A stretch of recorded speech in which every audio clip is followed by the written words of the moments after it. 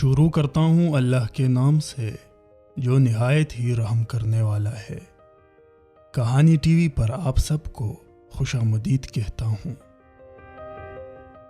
ایک سوداگر کی 3 بیٹیاں تھیں، تینوں بہت ہی خوبصورت، لیکن چوٹی والی سب سے پیاری تھی۔ اس سوداگر کو اپنی تینوں بیٹیوں سے بے انتہا پیار تھا۔ ایک دن سوداگر نے سب کا امتحان لینے کا فیصلہ کیا کہ وہ اپنی تینوں بیٹیوں سے پوچھے گا کہ وہ اس سے کتنا محبت کرتی ہیں۔ یہی سوچتے ہوئے اپنی سب سے بڑی بیٹی کے پاس گیا اور پوچھا کہ بیٹی تم مجھ سے کتنا محبت کرتی ہو؟ بڑی بیٹی نے جواب دیا، ابا جان میں آپ سے اپنی جان سے بھی زیادہ محبت کرتی ہوں۔ سوداگر یہ سن کر بہت خوش ہوا اور اپنی بیٹی کو بہت سارے تحفے تحائف دے دیے۔ اسی طرح پھر دوسری بیٹی کے پاس چلا گیا، اس سے بھی یہی پوچھا۔ دوسری بیٹی نے جواب دیا، بابا میں آپ کو پوری دنیا میں سب سے زیادہ چاہتی ہوں۔ باپ بیٹی کی بات سن کر بہت خوش ہوا اور اسے سونے کی اشرفیہ دے دی۔ اب سوداگر اپنی سب سے چھوٹی بیٹی کے پاس گیا جو سب سے لاڈلی تھی۔ پوچھا کہ بیٹی تم مجھ سے کتنا محبت کرتی ہو؟ سب سے چھوٹی بیٹی نے جواب دیا کہ نمک کے برابر۔ بیٹی کا جواب سن کر باپ کو غصہ آیا کہ نمک تو انتہائی سستی اور معمولی چیز ہے، یہ مجھے اتنا پیار کرتی ہے۔ سوداگر نے اسے ڈانٹا اور اس سے یہ بھی کہہ دیا کہ مجھے پتا ہے کہ تم ایک دن مجھے چھوڑ کر چلی جاؤ گی، اس لیے بہتر ہے کہ ابھی گھر سے چلی جاؤ۔ وہ بات بیٹی کے دل پر جا لگی اور وہ کسی کو بتائے بغیر گھر سے روتے ہوئے نکل گئی۔ وہ لڑکی ایک جگہ سے گزر رہی تھی جہاں بہت سی گھاس اگی ہوئی تھی۔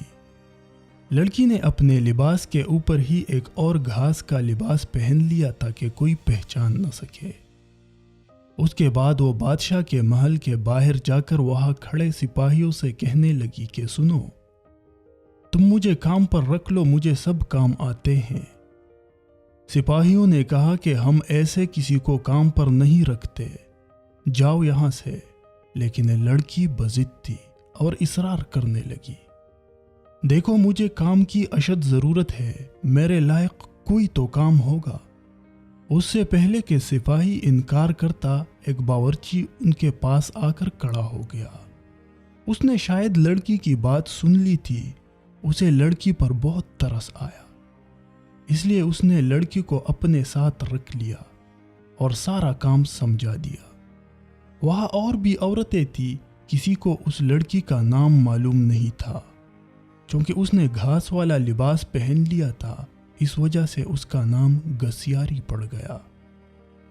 اگلے دن ہلچل مچی کہ بادشاہ ایک بڑی تقریب کا انعقاد کر رہے ہیں، اس میں ہر کوئی شریک ہو سکتا ہے۔ تمام عورتیں اپنے آپ کو سنوارنے میں لگ گئی۔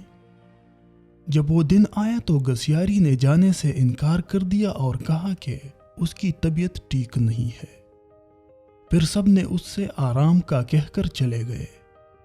اس کے بعد نہ جانے اس کے دل میں کیا آ گیا، وہ اچھے سے کپڑے پہن کر بادشاہ کے تقریب میں چلی گئی۔ وہاں بادشاہ کا بیٹا بھی موجود تھا۔ شہزادے نے جب گسیاری کو دیکھا تو دیکھتے ہی رہ گیا۔ شہزادہ جا کر اس کے پاس بیٹھ گیا۔ باتوں باتوں میں وقت کا پتہ ہی نہیں چلا۔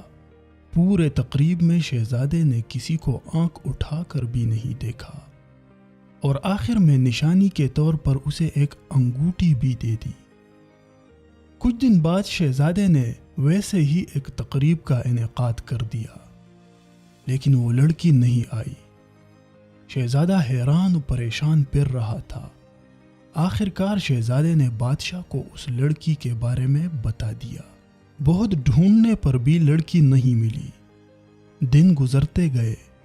ایک دن شہزادے کا دل ساگودانے کے لیے مچل گیا اور اپنے ملازموں سے ساگودانہ بنانے کی فرمائش کر دی۔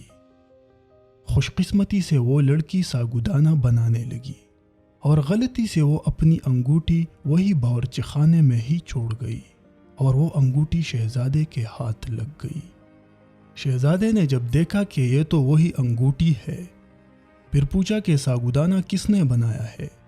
وہ لڑکی سامنے آئی تو پہلے شہزادے نے اس کو نہیں پہچانا، لیکن جب اس سے بات چیت کرنے لگا تو آواز سے پہچان سکا۔ پھر لڑکی نے اپنا سارا قصہ سنا دیا۔ بادشاہ کو اس پر بہت ترس آ گیا۔ بادشاہ نے دونوں کی شادی کرائی اور ولیمے میں شہر کے بڑے بڑے لوگ آ گئے، جس میں اس لڑکی کا باپ بھی تھا۔ دسترخوان مختلف قسم کے لذیذ کھانوں سے بھرے پڑے تھے۔ سب کھانے میں مشغول ہو گئے، اتنے میں اس لڑکی کے باپ سوداگر کہنے لگا، بادشاہ سلامت، سب کچھ تو ٹھیک ہے، پر کھانے میں نمک نہیں ہے۔ بادشاہ مسکرایا اور کہنے لگا، صرف نمک کی تو بات ہے، باقی سب کچھ تو ٹھیک ہے۔ اس وقت سوداگر کو اپنی بیٹی کی یاد ستانے لگی۔ وہ رونے لگا تو بادشاہ کے پوچھنے پر اس نے سارا قصہ سنا دیا۔ بادشاہ نے سوداگر کو اس کی بیٹی سے ملا دیا اور اسے اپنی غلطی کا احساس ہو گیا۔ تو دوستو، ہماری زندگی میں چھوٹی چھوٹی چیزیں بہت معنی رکھتی ہے جو ہم محسوس نہیں کر پا رہے۔ تو آج کے لیے اتنا ہی، ملتے ہیں انشاءاللہ نیکسٹ ویڈیو میں ایک نئی کہانی کے ساتھ۔ تب تک کے لیے اللہ حافظ۔